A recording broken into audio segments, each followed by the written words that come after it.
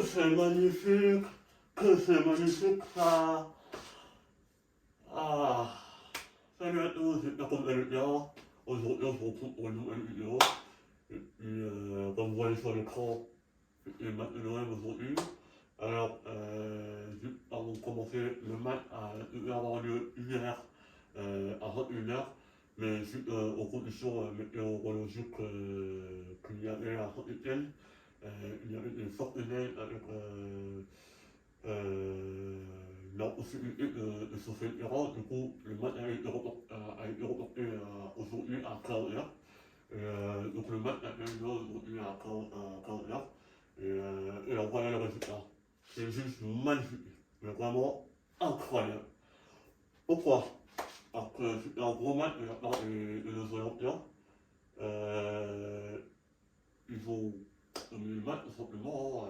Moi, je dirais qu'il y aura un petit peu les 30 minutes entre le premier quart et le deuxième quart le premier quart d'heure de la première mi-temps.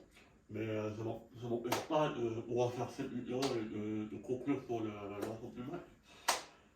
Sur les points, les statistiques sont forcément écrasants. On voit 70% de possession que les Olympiens ont réalisé. On voit le différence de nombre de tirs. Alors, franchement, ça me fait plaisir. Donc, mettre 40 buts, 4 buts, pardon, et avoir 15 fois et 89 fois, franchement, ça me fait plaisir de voir ça parce que habituellement, on a l'habitude de voir les 15 tirs, mais en soit c'est soit on perd, soit on fait un match nul.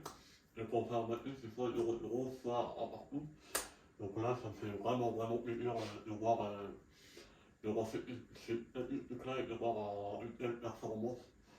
Et puis, bon, après une dernière précision, c'est la moitié au niveau des passes réalisées. Sur l'ensemble des matchs que j'ai pu voir et que j'ai pu constater, franchement, il y a eu de grosses occasions. De grosses occasions. Certaines qu'on n'a pas pu les concrétiser.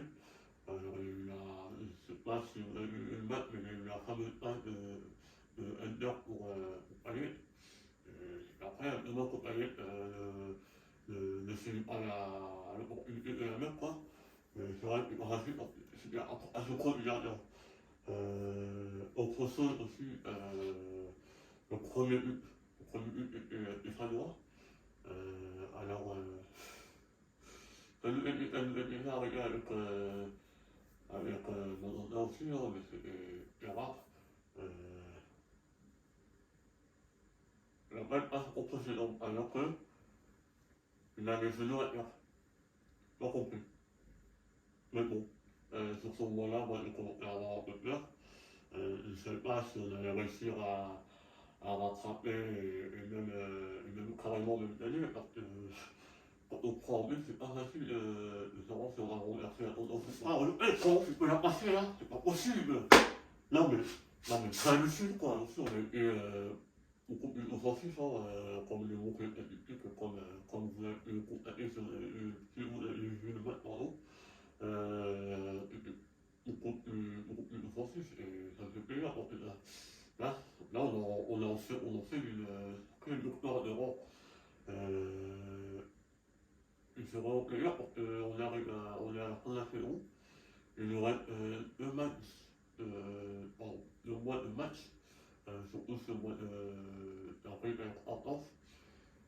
Et donc c'est très bien de continuer sur cette lancée. Sur le classement, alors on est à la deuxième place, on reste à la deuxième place évidemment. On est lancé avec 3 points d'avance sur Rennes.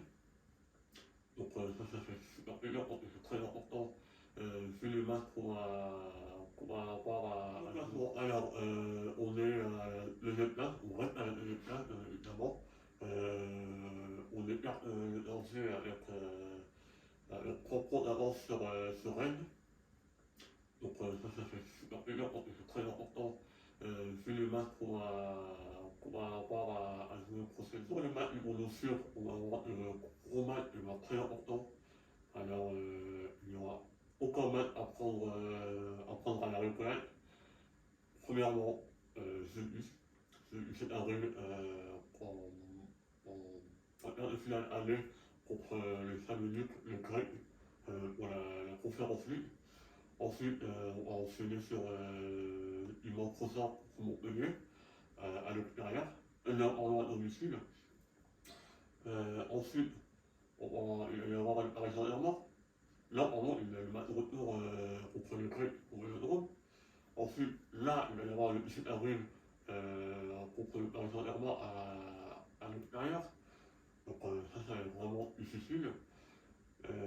Et puis, il y a Nantes aussi, qu'on va enchaîner, je crois, avec le 20 avril.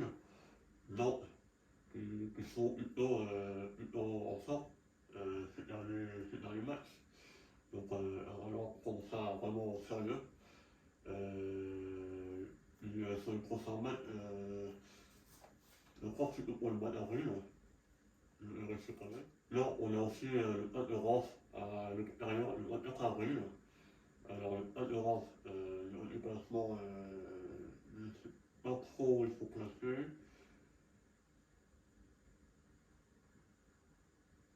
Et on a aussi après les matchs du mois de mai qui vont être aussi décisifs, hein, parce qu'on a 3 gros matchs qui vont être décisifs sur le podium, bien évidemment.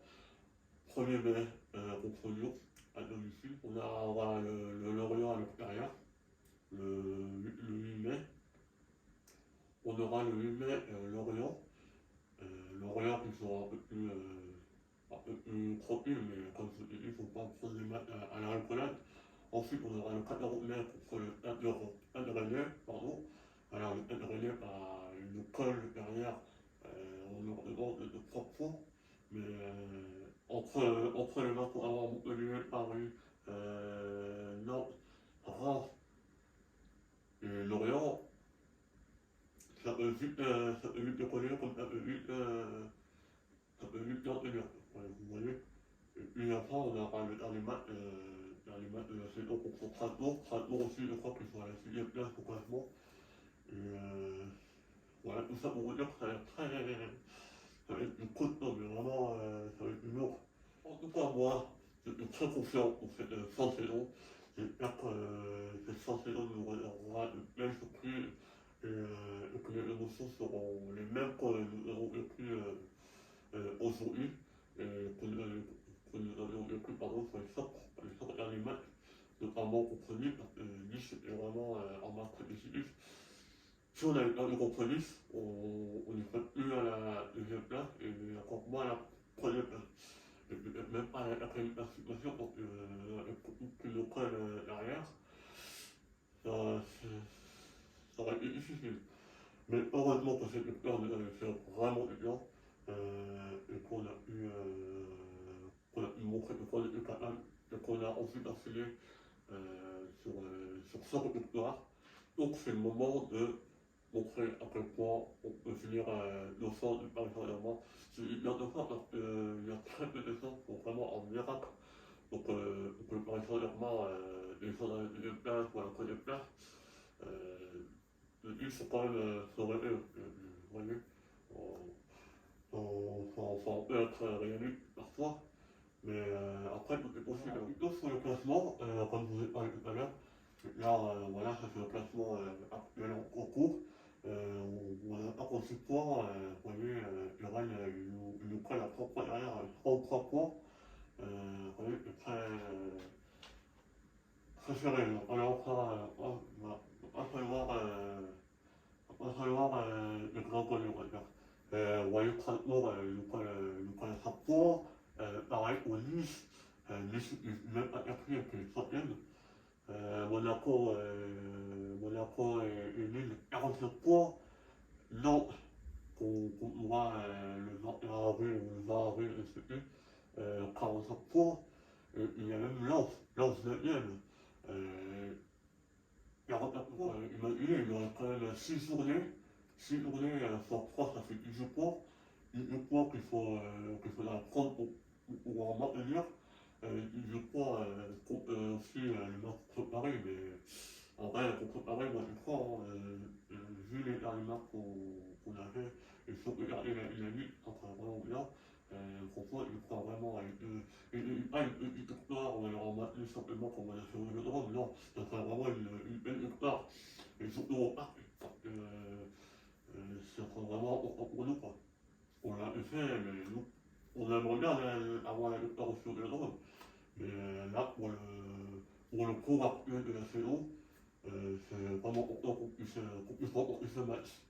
Donc vous voyez que quand même les 9 premiers, la première moitié du tableau est quand même assez serrée. Donc tout se joue dans le plus de finale. Sur ce, les amis, on arrêtera là pour aujourd'hui. Je pense que c'est le tour de ce que j'avais à dire. La grosse performance de nos Olympiques de Marseille. J'espère que ça continuera comme ça et que je serai toujours heureux comme je le suis aujourd'hui. Vous pouvez même pas imaginer à quel point je suis heureux. Euh, tout le long du clip final.